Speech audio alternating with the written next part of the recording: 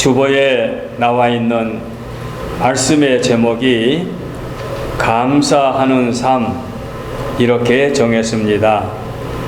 즉 다시 말씀드리면 그리스도인의 감사 생활인 것을 말씀드리고 싶어서 이렇게 제목을 정했습니다. 이 누가복음 17장 11절 이하의 말씀은 10명의 나병 환자들이 예수님을 만나서 깨끗함을 받고 각자 돌아가다가 한 사람 이방인 사마리아 사람만이 예수님께 찾아와서 예수님께 감사의 머리를 조아린 사건이 오늘 본문의 말씀입니다. 그리고 주님의 반응이 나오지요. 우리가 이 복음서를 보면은 나병 환자들이 권침을 받았다. 정리를 하지 못하면 굉장히 많은 것 같고 복잡한 것 같은데 그렇지가 않습니다. 오늘 본문이 주님의 공생애 가운데 나병 환자가 두 번째 권침받은 사건입니다. 한 사건은 오늘 본서가 17장인데 누가복음 5장에 나오고 마태복음 8장에 나오고 마가복음 1장에 나오는 그 공간복음에 나오는 내용들이 뭔고 하니 한 사람 나병 환자가 예수님께 나와서 꿇어 엎드려 말하기를 선생님이여 원하시면 저를 깨끗하게 하실 수 있나이다 하고 예수님 앞에 한 사람 나병 환자가 조아리니까 예수님께서 불쌍히 여기사 손을 내밀어 그에게 대시며 이르시되 내가 원하노니 깨끗함을 받으라 하시니 곧 나병이 그 사람에게서 떠나가고 깨끗하여진지라. 이런 내용의 말씀이 누가복음 5장, 마태복음 8장, 마가복음 1장에 기록되어 있습니다. 지금 말씀드린 이 한 사람 나병 환자가 권침받은 새 복음서에 기록되어 있는 내용은 한 사건을 각자 저자들이 기록해서 같은 사건임을 말씀드리고 이제 두 번째 사건이 오늘 본문입니다. 10사람이 권침을 받은 사건. 이렇게 정리하면 복음서에 나병 환자가 권침받은 사건이 4군데 있는 것 같은데 사실은 2번 일어난 사건이구나. 이렇게 여러분이 이해하시면 쉽게 이해가 될 줄 압니다. 그래서 앞에 말한 한 사람 나병 환자는 주께서 원하시면 내가 깨끗함을 받을 수가 있습니다 하는 나병 환자의 믿음을 보시고 주님이 내가 원하노니, 주님 자신이 내가 원하노니 깨끗함을 받으라 이렇게 권침을 받았는데 오늘 본문의 말씀은 한 사람 나병 환자가 아니라 10명이지요. 10명의 환자가 권침을 받게 되는데 그 중에 한 사람은 사마리아 사람이 끼어 있다. 즉 9명은 유대인이고 한 사람은 이방인이다. 그 말씀이지요. 그리고 권침을 받은 것도 한 사람은 예수님이 손을 대시며 건져 주셨는데 여기 10사람은 먼 거리에서 건져 주신 것입니다. 사건의 내용이 조금 다르지요. 그리고 병 고침을 받은 후에 한 사람 이방인 사마리아인이 예수님께 와서 감사했다 하는 내용이지요. 예수님이 이 땅에 오셔서 공생애의 모든 기적과 능력을 행하시는 그 역사의 목적은 당신이 대단한 능력을 갖고 계신 하나님의 아들이기 때문에 권세와 권능을 가지고 많은 사람들에게 존경과 사랑을 받는 것이 목적이 아니고 예수님이 오신 목적은 당신은 창조주, 절대자, 저물주의 아들로 이 땅에 오셔서 인간의 죄를 속량하여 속죄의 제물로 자기를 희생하여 인간을 구원시키는 것이 주님의 목적이었지요. 그러니까 그렇게 예수님 오신 목적을 아시면서 오늘 본문을 보면은 역시 본문에 나병 환자 10명이 권침을 받은 것도 예수님의 목적은 그들이 권침을 받아 육신으로 건강하게 남은 또 생애를 더 살다가 세상 떠나는 삶이 아니고 그 사람들이 그리스도를 통하여 구원받는 그 멸망에서 구원받는 사건이 주님의 근본적인 목적이라 하겠습니다. 그래서 한 사람 사마리아 사람이 와서 감사할 때에 주님이 그 감사 자체를 기뻐하신 것이 아니라 내 믿음이 너를 구원하였다. 오늘 본문 마지막 절에 보게 되면 그에게 이르시되 그 한 사람 사마리아 사람에게 그에게 이르시되 일어나 가라 내 믿음이 너를 구원하였느니라. 믿음이 너를 구원하였다. 즉 사마리아 사람은 본인의 믿음으로 구원을 받았다는 사실입니다. 그러니까 당신이 감사의 그 사례를 받는 것이 예수님의 목적이 아니고 그렇게 오게 된 사마리아 사람의 믿음으로 그 사람이 구원받는 것, 이것이 주님의 최종 목적이었음을 알 수가 있습니다.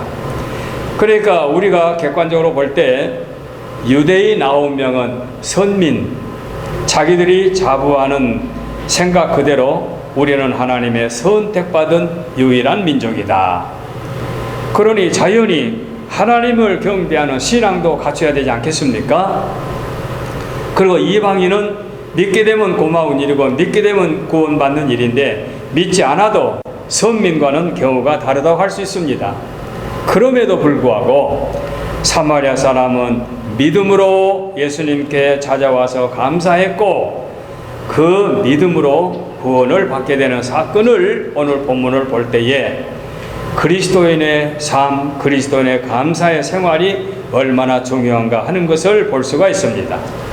그래서 우리 믿는 사람들은 그 믿음을 통하여 하나님께 감사하는 것은 바로 실체의 그림자와 같이 뗄래야 뗄 수 없는 사건입니다.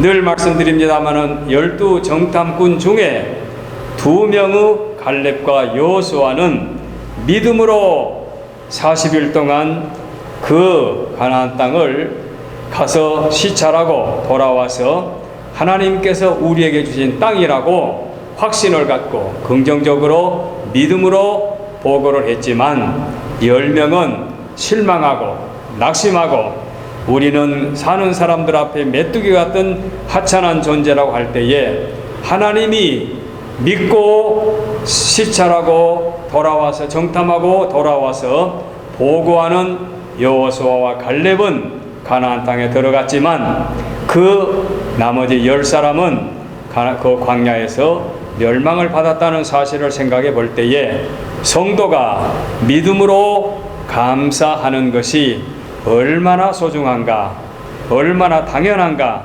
얼마나 필연적인가 하는 것을 짐작할 수 있습니다.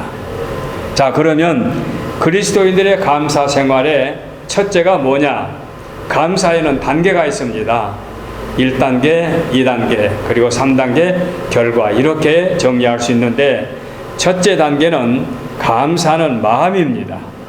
감사하는 마음, 즉 속사람이 감사하는 마음을 가질 때에, 즉 그 사람 마음속에 눈으로 보이지 아니하는 믿음이 그 마음속에 존재할 때에 그 믿음을 통한 감사가 그 마음속에 깃들어 있다는 얘기입니다. 사마리아 사람 한 사람이 예수님께 찾아왔다. 똑같이 권침을 받았는데 그 사람이 찾아온 이유가 무엇이냐? 믿음이 있기에 그 믿음으로 예수님의 은혜를 감사해서 찾아와서 머리를 숙여 감사했다, 그 말입니다. 그래, 마음이 중요하죠. 그래서 우리가 그 즐겨 듣는 가요 중에도 얼굴이 고와야 미인입니까? 마음이 고와야 미인이죠. 그래서 요즘에 보면은 인품이 얼마나 사람 됨됨이냐에 따라서 그 사람의 가치를 우리가 매길 수가 있겠지요. 그래서 아무리 외적으로 조건이 좋고 잘 살고 많은 재물을 갖고 있다 할지라도 그의 속사람이 추악하게 되면 존경받지 못하는 것 우리가 잘 압니다. 하나님도 우리의 겉사람을 보시고 판단한 것이 아니라 우리의 속사람을 보시는데, 속사람이라는 게 무엇입니까? 예수님을 어떻게 믿느냐 하는 것입니다. 바로 믿게 되면 감사로 반응이 나타나게 되어 있습니다.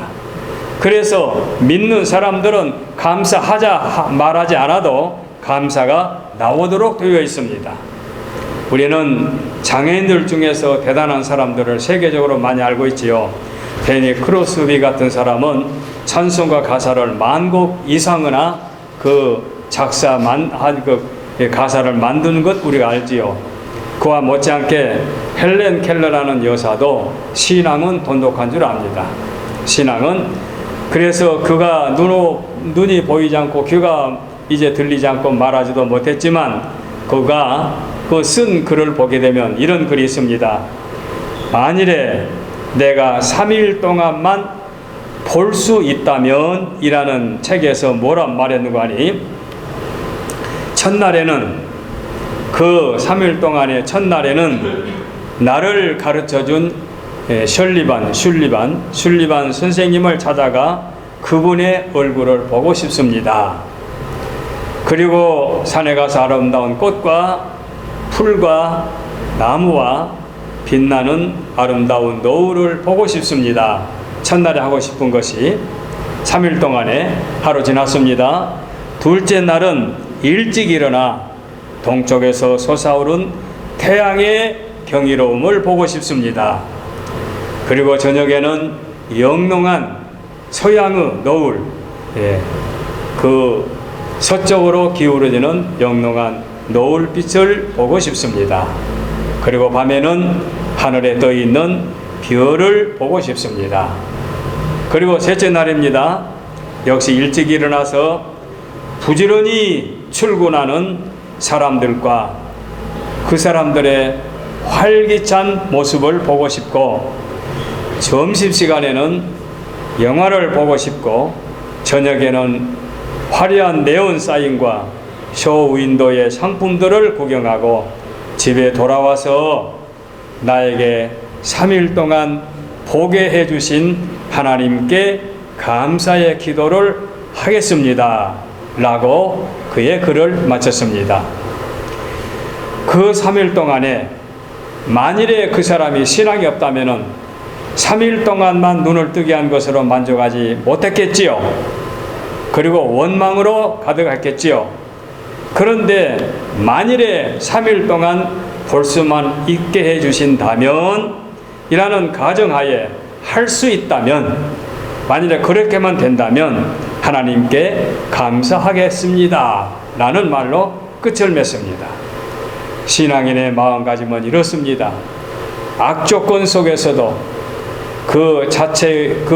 자기의 장애를 갖고 있으면서도 하나님의 은혜에 감사할 수 있는 것이 신앙인의 특징입니다. 이 사람의 신앙은 좀 깊이 있는 학자들은 비판을 많이 하지요.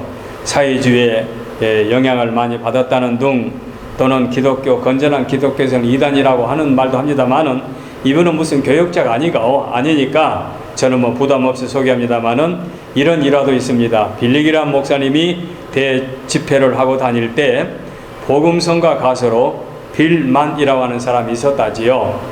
이 사람이 복음성가로 하나님 앞에 영광을 돌리며 청중들 앞에서 성가를 부르고 이제 그 대기실로 돌아왔는데, 헬렌 켈러 여사가 자기를 안내한 사람과 두 사람이 그 가수 빌만을 기다리고 있었습니다. 그리고 그에게 부탁을 합니다.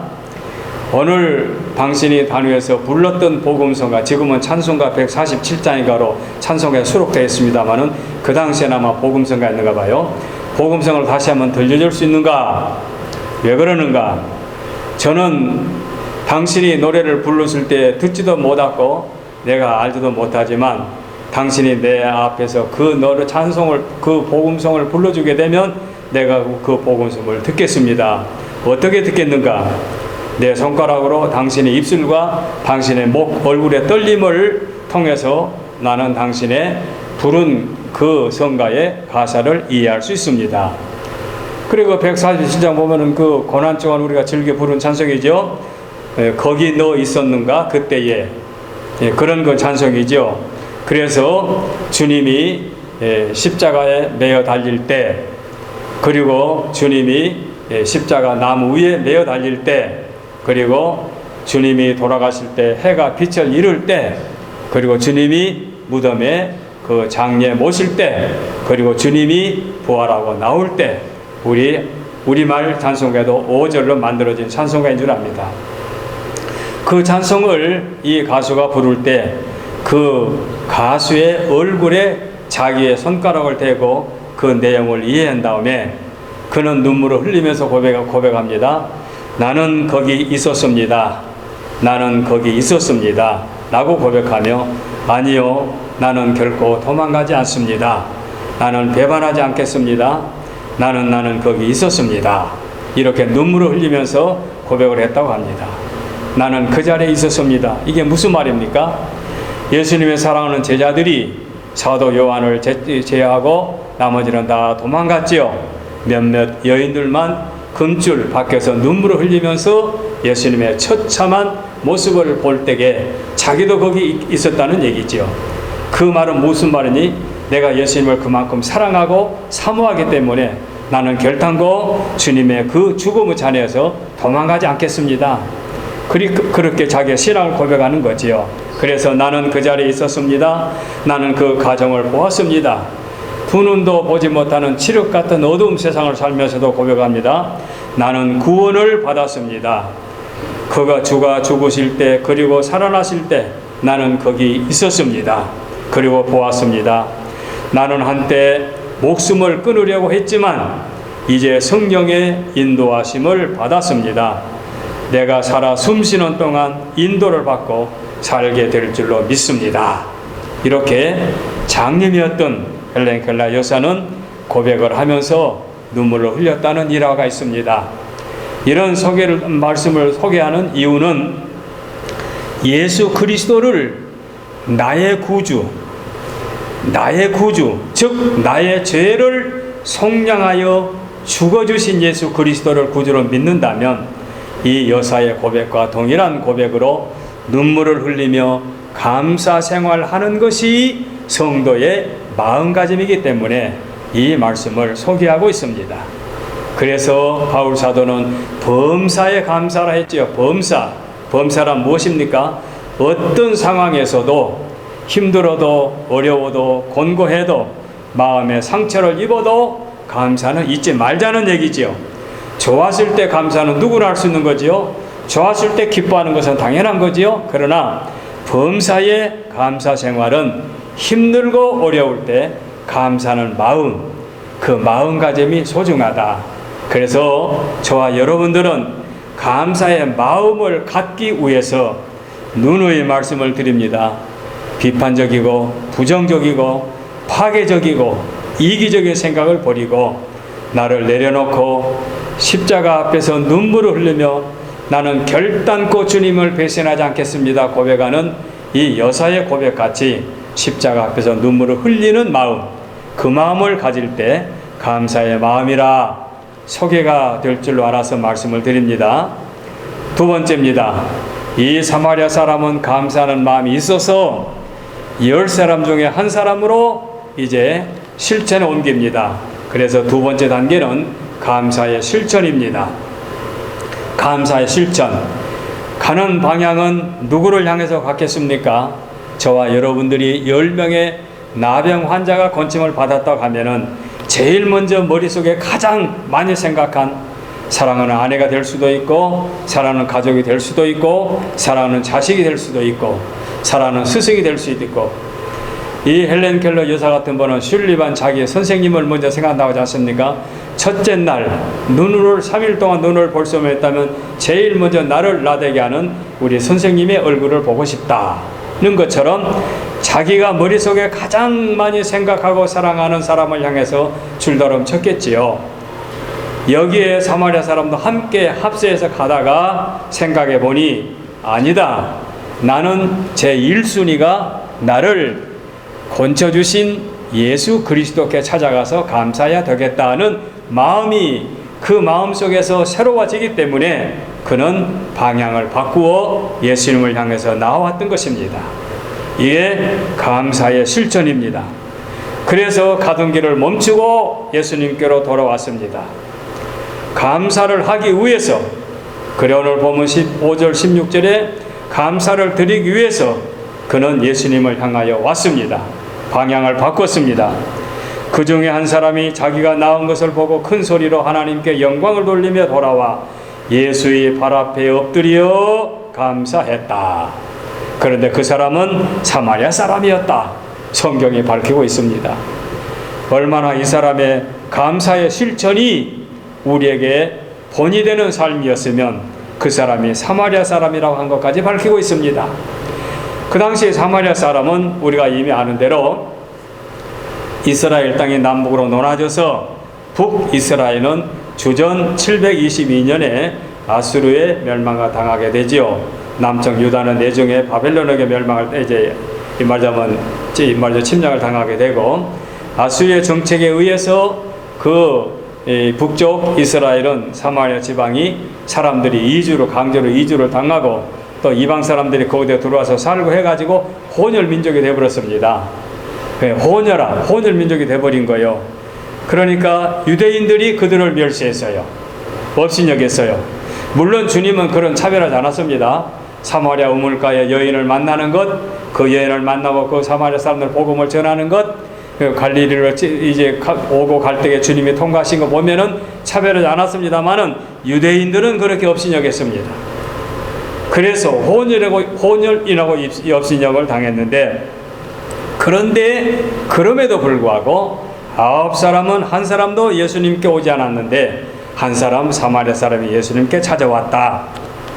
그래서 주님이 뭐라 반응합니까? 예수께서 대답하여 이르시되 10사람이다 깨끗함을 받지 아니하였느냐? 그 9은 어디 있느냐? 이방인 외에는 하나님께 영광 돌리려 돌아온 자가 없느냐? 이건 뭔가 예수님께서 권침을 권쳐줬으니 치료비라든가 뇌물을 요구해서가 아니고 하나님께 영광, 즉 믿어 하나님의 자녀가 되는 축복, 인간에게 있어서 가장 소중한 축복이 예수 그리스도를 구주로 믿어 하나님의 자녀가 되어 구원받는 것이 가장 소중한 축복이지요.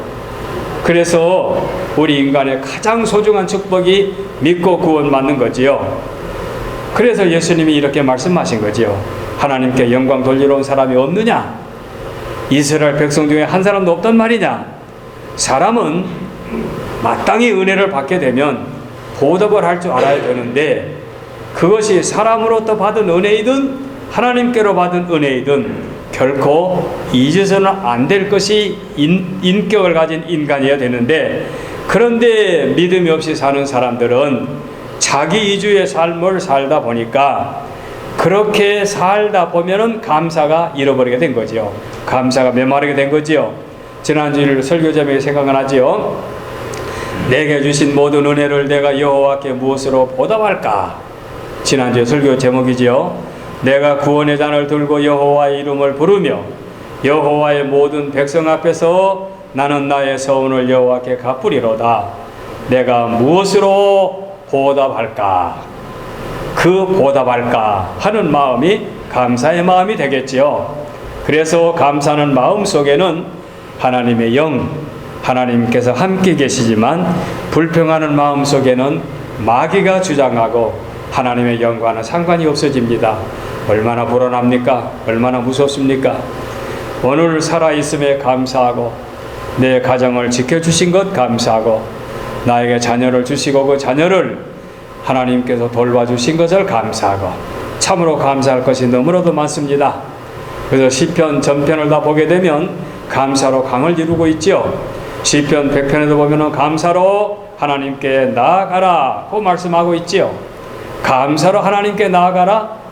감사함으로 그의 문에 들어가며 찬송함으로 그의 궁정에 들어가서 그에게 감사하며 그의 이름을 송축할지어다. 시편에 이런 말씀이 한두 곳입니까? 힘들고 어려울 때도 감사하고 이렇게 감사 생활하는 것이 성도의 마땅한 도리인 것을 우리에게 보여주고 있습니다. 하박국 선지자도 처음에는 불평을 많이 했지요.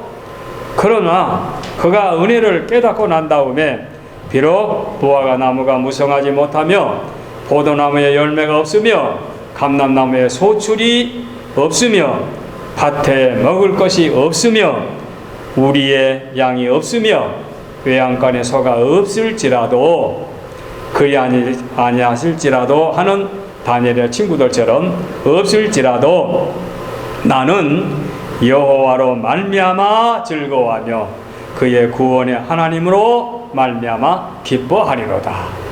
하박국 선지자의 고백이 우리 그리스도인들의 고백이 되어야 될 줄로 믿습니다. 오래된 얘기고 전에도 제가 설교 때 이 이야기를 한 기억이 납니다만은 독일의 그 전 재무부 장관이었던 마르티 바텐이라고 하는 사람이 아마 원래 가난하게 살았던가 봐요. 그래서 젊었을 때 생활이 너무나 가난해서 지방으로 출장을 갈 때에도 최대한 전략해서 그러면 경제적으로 아끼면서 여행을 했나 봐요.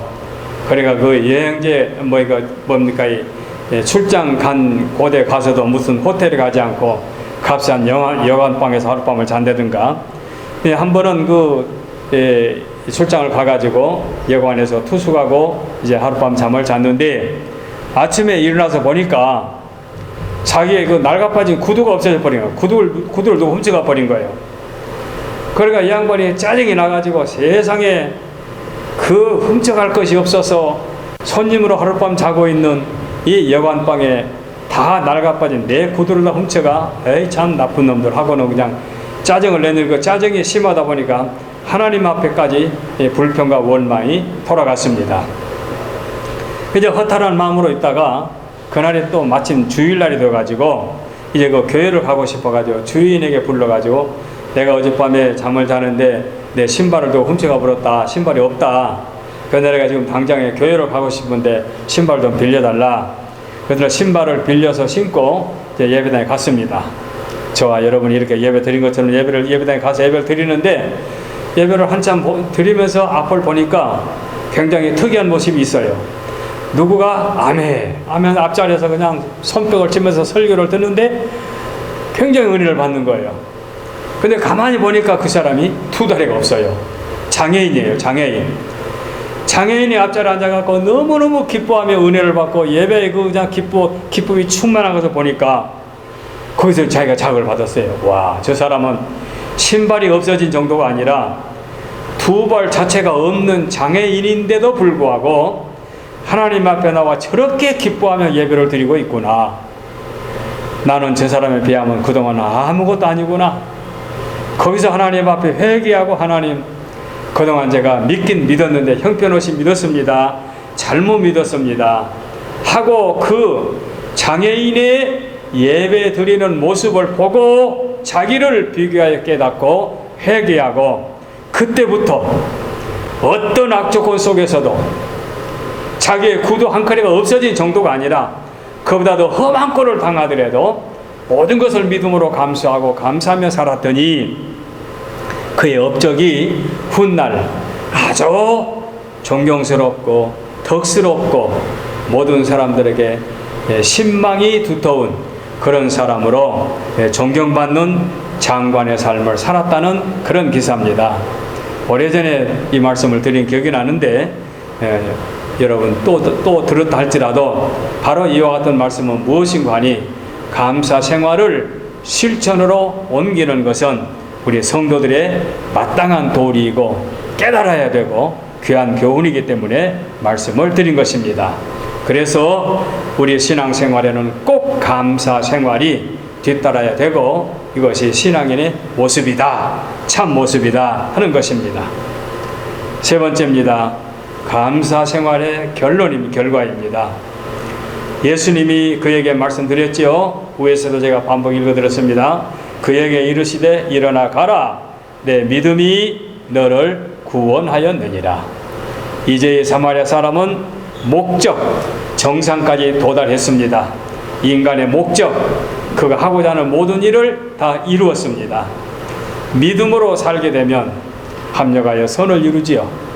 그래서 저와 여러분은 이제 세상 끝나는 날 이 정상의 자리에 이르게 될 것입니다. 바로 우리는 그날까지 쉬지 않고 그 결과를 바라보고 앞을 향해서 나아가야 될 것입니다. 이렇게 살면은 이 땅에서도 합력하여 선을 이루게 되어 있습니다. 최후의 성자가 되도록 되어 있습니다. 탈무드에는 많은 이야기들이 있습니다만은 혹시 여러분이 이 이야기도 아시는 분이 계실 수 있습니다만은 존경받는 랍비 한 사람이 그 당시에 장거리 여행을 가기 위해서 준비를 했습니다. 준비가 뭔가니 그야말로 뭡니까? 토라, 하나님의 말씀, 성경, 오늘 우리 율법책 토라 한 권하고 토라를 읽을 수 있는 등잔불, 아마 이동식 호랑불이었나 보죠. 그리고 시간을 알리는 수탉, 오늘날은 손목시계가 없이도 시간 알 수 있는 방법이 많이 있지요. 그러나 그 당시 시간 알리는 수탉, 그리고 먼 길을 가야 하기 때문에 나귀, 그래서 이렇게 나귀를 준비하고 그리고는 여행을 갔습니다. 한참 가다가 어느 마을에 가가지고 하룻밤을 신세를 지려고 그랬더니 그 사람을 받아주는 방이 없었습니다. 그래서 할 수 없이 이 여행자는 말하자면 그 길에서 노숙하게 된 거예요. 그러니까 아마 으슥한 데서 노숙했겠지요. 그런데 노숙을 하다 보니까 설상가상으로 날은 춥고 밤에 혼자 힘들었겠지요. 그런데 토라를 읽으려고 호랑불을 켰는데 뭡니까?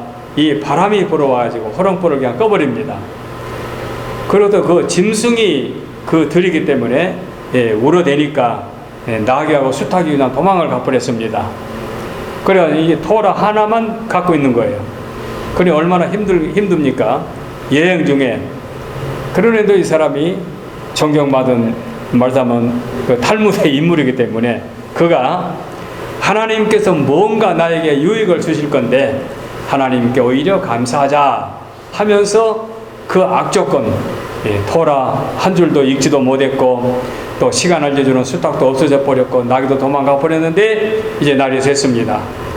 날이 새서 이제 아침이 돼가지고 가까운 마을에 가서 보니까 그날 밤에 도적대가 와가지고 그 마을을 이 사람은 몽땅 다 죽여버리고 그냥 집을 다 쑥대밭을 만들어 버린 거예요. 이 사실을 알고 난 다음에 하나님께서 나에게 불도 켜지 못하게 하시고 물론 낙이나 수탉이 도망을 갔지만 내가 이렇게 지난밤에 고생을 했으나 고생함으로 말미암아 나는 집에서 잠을 자는 사람들처럼 목숨을 잃은 것이 아니라 나는 구원함을 받았다는 것으로 감사했다 하는 탈무드의 내용을 우리가 생각해 볼 수가 있습니다. 우리가 이 땅에 사는 날 동안 아무리 힘들고 어려워도 감사를 잃지 않게 되면 결과는 반드시 하나님의 축복으로 나에게 돌아온다는 사실을 우리가 잊지 말아야 할 것입니다. 그래서 바울 사도와 실라가 복음을 들고 증가로 나아가서 복음을 증가하다가 그야말로 옥중에 갇힐 때 억울하게 옥에 갇히지 않습니까? 그 옥에 갇힐 때 어떻게 옥에 갇혔습니까? 귀신 들린 여자, 더 좀 속대말로 말하면 미친 여자를 건져주었는데 그런데 두 사람이 옥에 갇히게 된 거지요. 그러나 옥에 갇혀서 어땠습니까?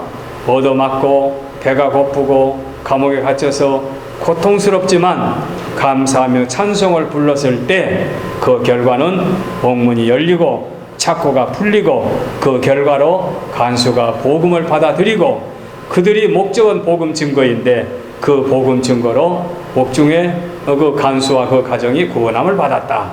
이런 사도행전의 사건은 우리가 너무나도 잘 아는 내용 중에 하나입니다.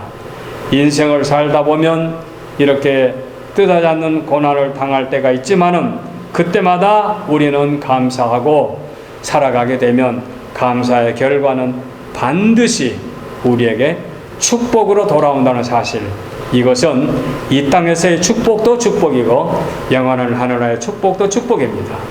어들은 사람들은 이 땅의 축복을 부정하는 경우도 있고 뭡니까? 어들은 이제 축복이라고 비판하는 경우도 없지 않아 있지만 저는 그렇게 생각지 않습니다. 한나를 보세요. 얼마나 원통하고 눈물을 흘리면서 하나님 앞에 부르짖었습니까? 아들을 달라고 부르짖었지요. 하나님 아들을 주셨지요. 아들을 주셨을 때에 그것이 감사해서 또 자기 서원대로 아들을 바쳤지요. 사무엘을 바쳤지요. 그런 말미암아 두 아들을 또 새로 하나님께서 선물로 주지 않았습니까?